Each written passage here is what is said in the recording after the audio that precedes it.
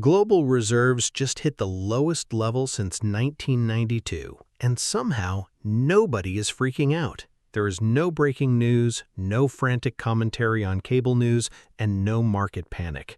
It has just been silence, which is weird, but there is a reason for this quiet transition. It has been happening slowly and in the background. While everyone is busy arguing about the future of artificial intelligence or technology billionaires, the global financial system has been quietly rewiring itself. Most people have no idea what is actually happening.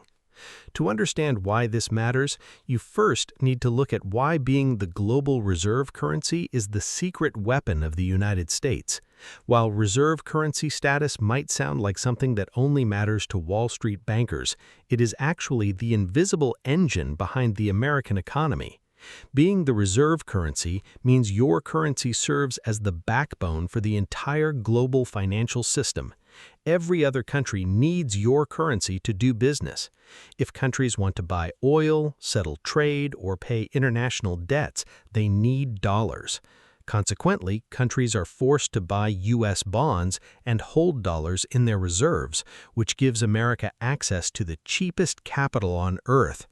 This arrangement saves the U.S. billions of dollars annually. It is essentially a financial cheat code that fell into place after World War II when most of Europe and Asia was rebuilding from scratch.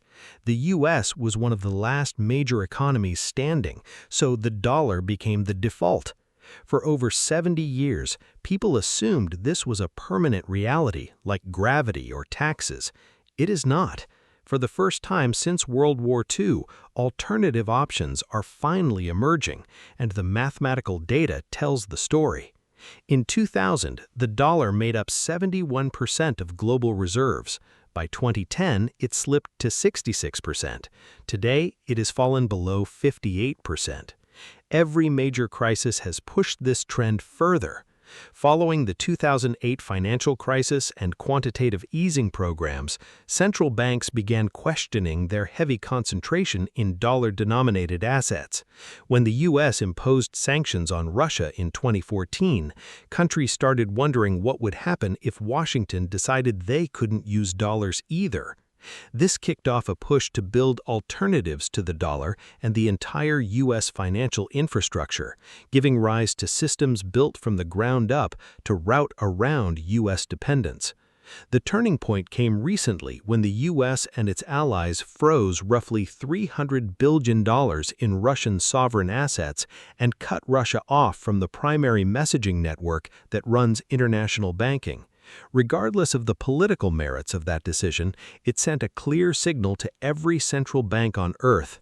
The financial system they depend on can be switched off at any moment if they go against Washington. For decades, if a central bank wanted to settle trade between two countries with no connection to the United States, they had to route it through New York, utilizing dollar correspondent banking and U.S.-regulated infrastructure. Every trade and payment touched the American financial system because there were no other liquid markets available. This arrangement gave the United States massive systemic advantages, often called exorbitant privilege. This privilege rests on three pillars. First is intelligence. When international trade clears through New York, it moves data, giving the U.S. a bird's-eye view over global trade. Second is investment. Because the world needs dollars for trade, there is constant demand for treasury bonds, forcing the world to buy American debt and allowing the U.S. to borrow money at low interest rates. Third is jurisdiction. Running trades through New York enables the U.S. to act as the supreme regulator. Other nations have finally decided they want alternatives, and this is where coordination at a higher political level comes in.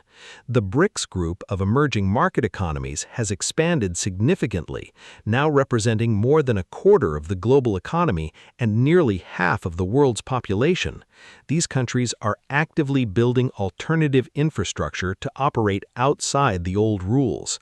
A major development is the emergence of a blockchain-based settlement tool designed for these nations, backed partly by physical gold and partly by local currencies, aimed at replacing the role of the U.S. dollar.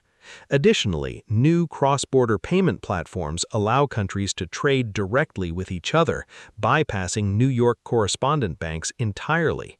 Central banks are also buying gold at the fastest pace in modern history, while major nations sign agreements to settle trade in local currencies rather than the greenback. Even long-standing arrangements like the pricing of global oil exclusively in US dollars are being reconsidered. None of these developments can replace the dollar individually, but together they introduce optionality. The truth about the dollar's dominance is that nobody originally chose it out of love, they chose it because there were no other options. For the first time in over 80 years, other options are starting to exist, and optionality is what kills monopolies.